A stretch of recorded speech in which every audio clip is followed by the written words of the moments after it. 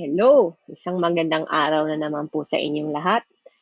Nandito na naman po ang inyong online tutor, ang inyong lagalag na guro.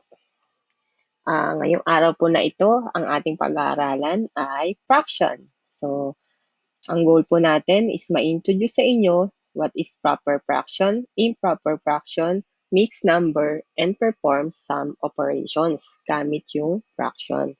Okay? So, simulan na po natin. So, what is a fraction?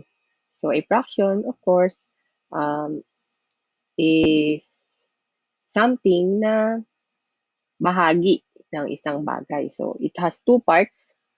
Yung pong tinatawag na numerator and yung tinatawag na denominator. So, ito po ang example natin. 1/2. So, numerator, yung number sa taas, it tells the number of equal parts taken. While your denominator, yung nasa baba, it tells the total number of equal parts in a whole or collection. So, yun po yung parts ng fraction natin. We have your numerator sa taas and your denominator sa baba. Okay? So, example. So, we have 1/2, 1/2, 1/4, and 3/4. They are all fractions. Okay, so what are the real-life examples of fractions? So, for example, you have a pizza. You cut it into 6 equal parts. So, yun po ay fraction. So, you have your watermelon. You cut it into 4 equal parts. That is fraction. Then, you have your fruit cake. You cut it into 8 equal parts. That is example of real-life fraction. So, ano naman po yung mga hindi kasali, hindi fraction. So, pag hinati mo yung pizza sa magkakaibang sukat, hindi po yung fraction na matatawag. Ganon din yung circle, yung triangle, and yung square. So, pag hindi po equal ang pagkakahati, hindi po siya fraction. Okay? So, what are the types of fraction? So, we have unit fraction. So, yung unit fraction po, your numerator is always 1. So, tatandaan po natin, your numerator is always 1. You call it as unit fraction. So, for example, 1/2, 1/3, 1/4, 1/5, 1/6, 1/7, 1/8, and so on and so forth. Kahit umabot pa po kayo ng 1/1 million, basta ang numerator nyo is 1, that is unit fraction. Okay? Pangalawang type po is proper fraction. Proper fraction is defined as your numerator is less than your denominator. So, ano pong ibig sabihin nun? Mas mataas yung value ng denominator nyo kesa sa numerator. So, mababa po yung numerator kesa sa denominator. So, example, 3 po. 3/4, 2/3, 8/10. Of course, alam po natin na 3 is less than 4. So, if your numerator is less than your denominator, that is a proper fraction. Okay? Okay, so pangatlo po, improper fraction. So this is the opposite of proper fraction. So if proper fraction, the numerator is less than your denominator, in here, your numerator is greater than or equal to your denominator. So ano pong ibig sabihin nun? Yung ating pong numerator ay mas mataas or parehas ng inyong denominator. Uulitin ko, mas mataas or parehas ng inyong denominator. So, for example, 4/4. 4/4, parehas yung numerator and denominator. Therefore, improper fraction siya. 4/3. 4 is greater than 3. So, improper fraction po siya. And 5/4, our last example, 5 is greater than 4. 5, your numerator is greater than your denominator. So, that is improper fraction. So, yun yung pangatlong uri ng fraction. So, yung pang-apat naman po ay mixed fractions or mixed numbers. So, ibig sabihin mixed siya, so combination siya. So, ano pong combination? Mixed fraction or mixed number is combination of a whole number, this one, a whole number, and a proper fraction. So, whole number and a proper fraction. So, example, 1 and 3/4, 1 and 1/2, 1 and 2/3, 1 and 1/5, and so on and so forth. So, basta po may whole number kayo and a proper fraction, that is a mixed number or mixed fraction. So, yung fun facts, para meron naman po tayong mga idea. So, ang fraction ay galing sa salitang Latin na fractus, which means broken. So, fraction, fractus, hindi po cactus fractus, which means broken. So, fraction has been into existence in the Egyptian era. So, alam nyo naman, so one of the oldest civilizations in the world po ang Egyptian era. So, nag-i-exist na po ang salitang fraction noong unang panahon pa man. Okay? Pero ginagamit lang po siya pag compare sa number. Hindi siya kino-considered as number. Okay? So, let's summarize our concepts. So, fractions, we have unit fraction, hindi natin nilagay, proper fraction, improper fraction, and mixed fraction. In here, again, numerator is smaller than the denominator, proper fraction siya. 1/2, 3/4, 5/6, 11/20, 21/25, 5/6, they are all proper fractions. So, improper fractions naman, numerator or your number above is equal to or greater than your denominator, your number below. So, 3/2, 7/4, 6/5, 15/11, and 10/10. Ito po yung equal. So, 5/5, 6/6. So, improper fractions po siya. So, 8/6. And your last type is your mixed fractions. So, consists of a whole number as tulad ng sinabi ko kanina, and a proper fraction. So, 1 and 1/2, 2 and 3/4, 5 and 5/6, and 1 and 2/6. So, these are all examples of mixed fractions. Okay? Do you have questions? If may question po kayo, wag po kayong mahihiyang magtanong. I-comment nyo lang po sa comment box para po try ko pong sagutan at para makuha nyo yung tanong nyo. Okay? So, ito po yung mga references natin. So, lilipat po ako ng platform. Ayan po. Sana po nakikita nyo na. Lumipat po ako ng platform para po makapag-compute po tayo. Okay? Ngayon, ang una nating gagawin is i-transpose from improper fraction to mixed fraction and vice versa, mixed fraction to improper. So, minsan kasi, yung number, improper siya, then gusto natin gawing mixed or mixed to improper. Yung proper, hindi na po natin pakialaman. Okay na po yun. So, example, improper. So, 7 over, ano nga yung improper? Your numerator is greater than your denominator. So, ayan po, example yan. So, paano po natin gagawing mixed fraction yan? So, ito yung improper fraction. Gagawin nating mixed fraction. Okay, ang gagawin lang po natin, i-divide lang natin yung 7 sa 2. So, 7 divided by 2. So, 7 divided by 2, alam nyo na po yan, 3. Tapos, perform nyo lang po yung operation. 3 times 2 is 6. Then, di ba, sinusubtract natin to. 7 minus 6 is 1. So, ano po yung sagot natin? So, gayahin po natin to. 3, then yung 1, over yung ating denominator. Okay, yan yung sagot natin. 3 and 1/2. Okay? So, another one. 5/4. Okay? Paano naman po yan? I-divide lang po natin. So, 5 divided by 4. So, that is 1. 1 times 4. 4. Then, 5 minus 4 is 1. So, yan po. Ngayon, sulat na natin yung sagot. 1, your whole number. Then, you copy this 1. Then, your denominator, which is 4. Okay? So, another one.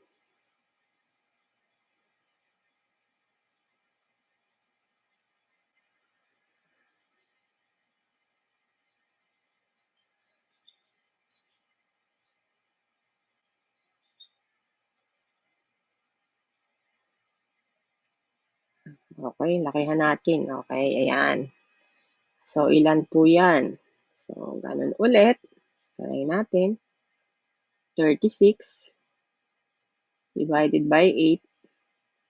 So, you think of a number na pwede mo yung makakuha yung kahit ano. So, that is 4. Tama? Kasi 4 times 8 is 32. Okay? So, minus 36 minus 32 is 4. Okay? So, your final answer is 4. Saan galing yung 4? Dito po Yan po lagi yung una. Then, saka lang natin kukunin yung numerator natin galing sa baba. Ito po yun. Then, over your denominator which is 8. So, pero napansin po natin, 4, 4, 8, 4 and 8, may common factor po yan. So, which is 4. So, hindi po siya simplified. So, isi-simplify po natin. So, kunin lang natin yung common factor which is 4. Then, i-divide po natin yung sa common factor nila. So, 4 divided by 4. Sulat ko muna po itong 4 dito Ito po yung 4 na yan. 4 divided by 4 is 1. And 8 divided by 4 is 2. So this is your simplified answer. Okay po. So, ganun po yung improper fraction to mixed fraction. So, how about the other way around? Paano naman po yung kabaliktaran? So, babalik po natin. Ito na rin po yung gamitin natin. Paano natin malalaman tama? Dapat po, pag ginawa ko tong improper fraction, ito rin po yung lalabas. Okay? Oo, hindi po iba. Dapat ito rin. So, paano pong gagawin natin? So, from mixed fraction to improper fraction naman. Okay? Balik po tayo dun. Paano naman po? So, ganito na po yung process. Tingnan nyo yung sagot nyo, 3 and 1 half. Ito po, imumultiply lang natin. Yan, imumultiply lang natin. Then, ito po as is i-add. So, game. So, 2 times 3, 6 plus 1 is 7. Okay, over, gagayahin lang po natin itong denominator nung nasa mixed fraction, which is 2. Okay, so manotice nyo, equal po siya. 7 over 2, 7 over 2. Tamang, dapat po ganon. Kasi hindi, mali po kung na magkaiba sila kasi parehas lang yan, equal lang yan. So, ito naman po, 1 and 1/4. So, again, multiply nyo po. Then, ito is i-add. Okay?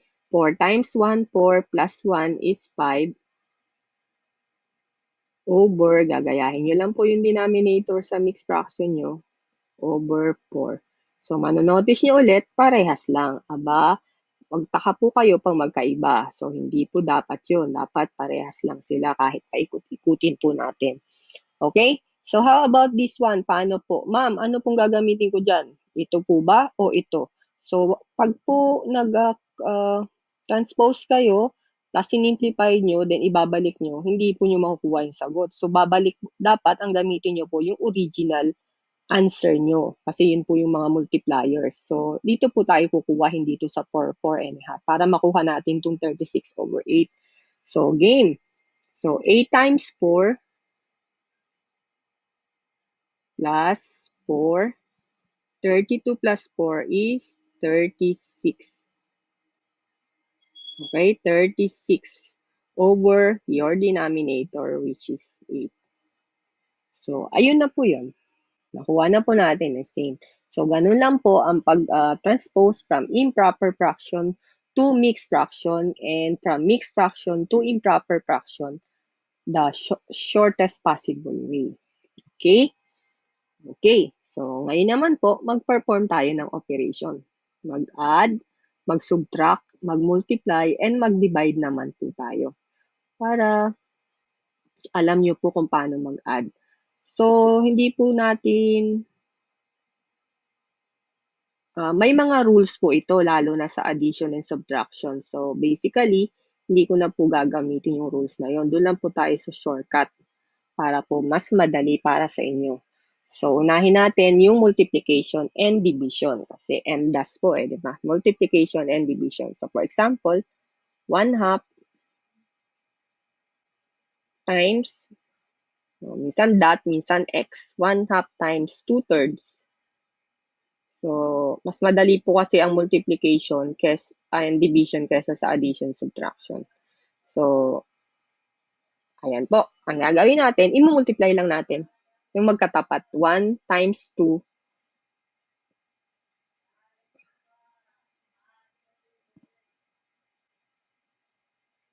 2 times 3,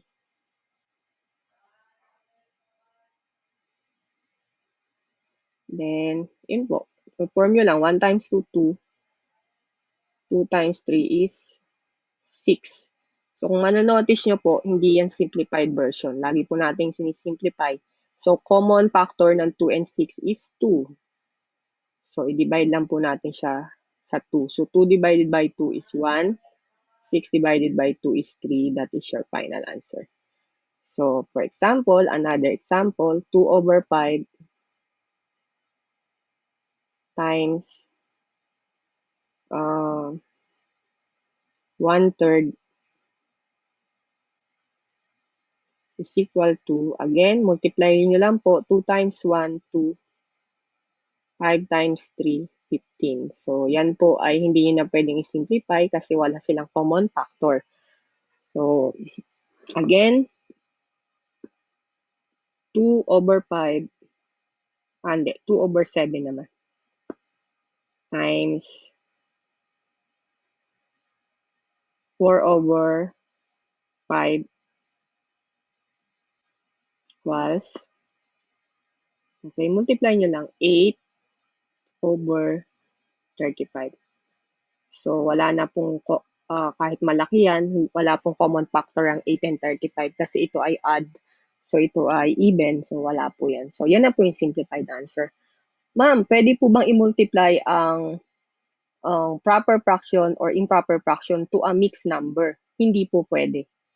So, hindi po pwede yung gawin yun. So, example, ganito 1/2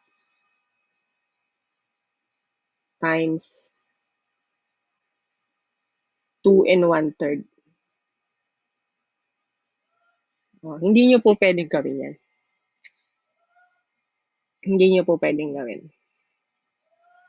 Ano pong gagawin nyo para ma-multiply nyo po siya?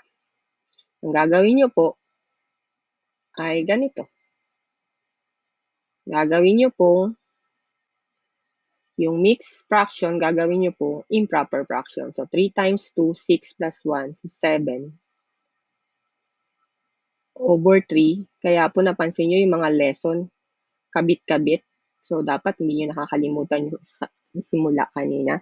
So, 1 times 7 is 7. And 2 times 3 is 6.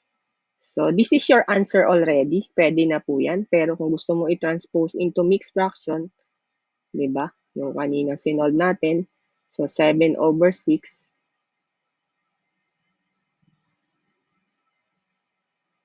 7 divided by 6 is 1. 1 times 6. 7 minus 6 is 1. So, pag nire-write mo yan, yung final answer mo ay 1. Dito po galing yung 1 na to laging doon. Then, 1. Ito po yan. Then, your denominator will come here or yan po yung 6. So, yan po yung pinaka simplified or final answer. Pero pwede na rin po to. Hindi po mali yan. Tama rin po yan. So, they are the same. Okay? So, paano naman po yung division?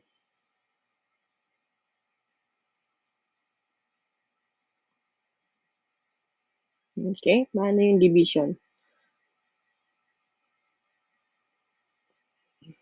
Bura, bura, bura. Paano po ang division? So,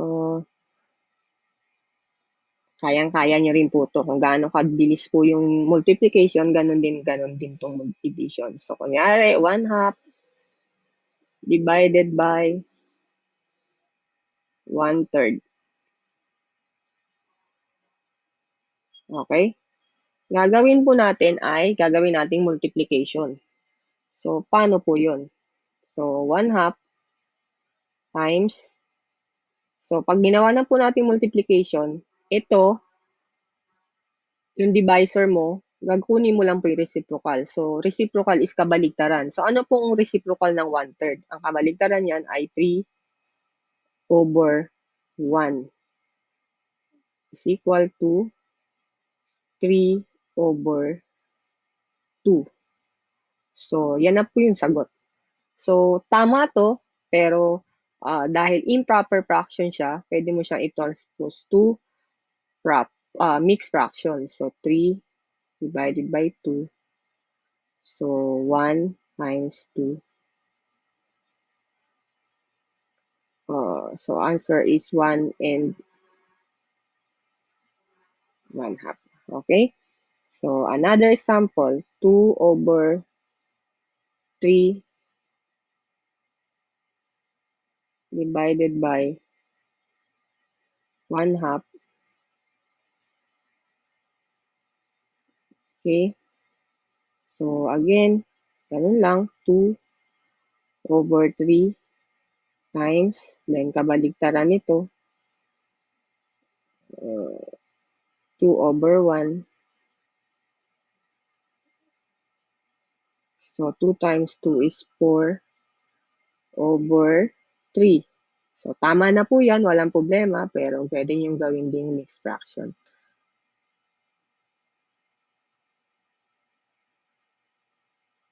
So, 4 divided by 3, 1, 3, 1. So, magiging 1 and 1/3.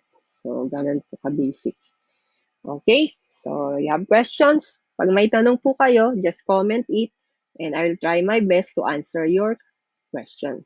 So, ngayon po, tapos na tayo sa multiplication and division of fractions. So, punta naman po tayo sa addition and subtraction. Sa addition and subtraction, actually, medyo mahaba ito. Pero hindi po yun ang gagawin natin. Doon tayo sa shortcut. Okay? So, example, 1/5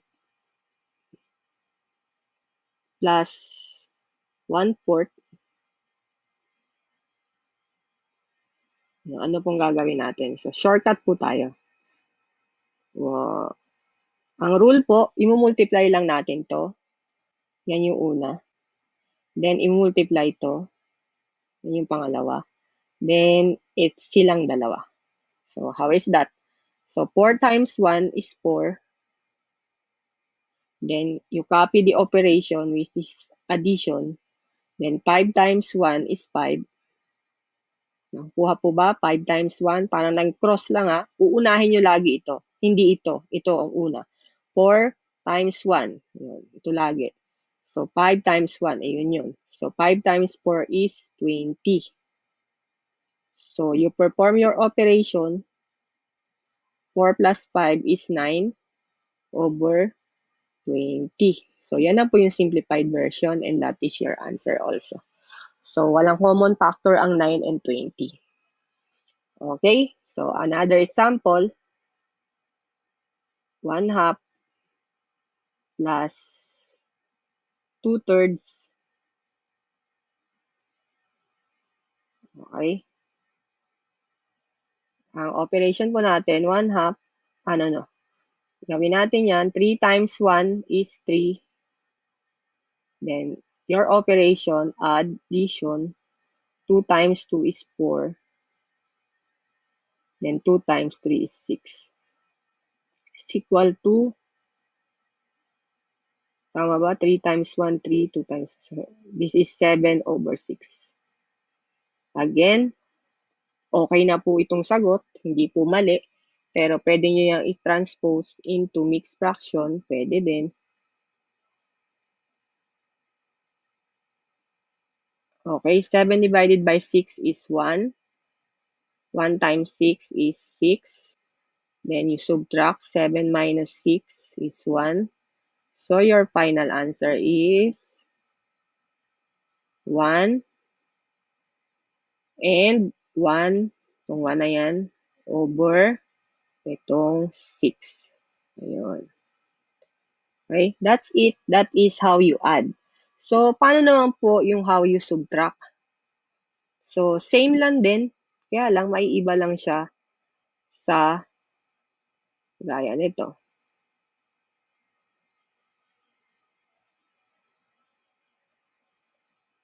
Okay, so gaya niyan.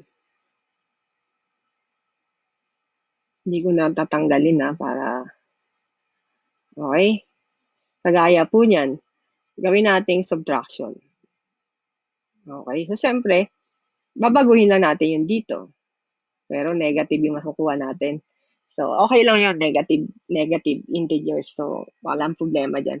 So, 4 minus 1 is 4. 4 minus 1 tuloy. I'm sorry. 4 times 1 is 4. 5 times 1 is 5. Then, you copy your operation. Then, I'm sorry. You don't know yet the rules in integers. So, babaguhin ko talaga yung problem. Hindi natin yan gagamitin kasi it will confuse you. So, 1/2 minus 1/3. Okay? So, ayan po. Paano yan? So, again, ganun lang. 3 times 1, 3. 2 times 1, 2. Then, copy yung operation, minus. Then, 2 times 3 is 6. So, ang final answer mo, 3 minus 2 is 1 over 6. Okay? So, another example, 2/3 minus 1/4.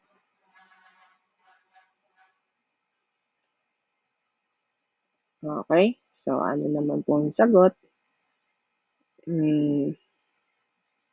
4 times 2, 8. 3 times 1, 3. Then you copy your operation, which is subtraction. Then 3 times 4 is 12.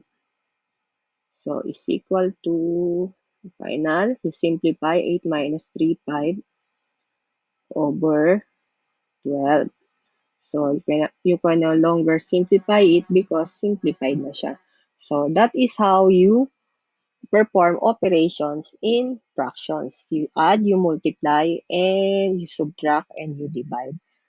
Okay? If you have questions, huwag po kayong mahiyang magtanong. Sulat nyo lang po sa comment box and I will try my very best para po masagutan yan. Salamat. Sana po ay may natutunan kayo today about fraction. Thank you. Bye-bye!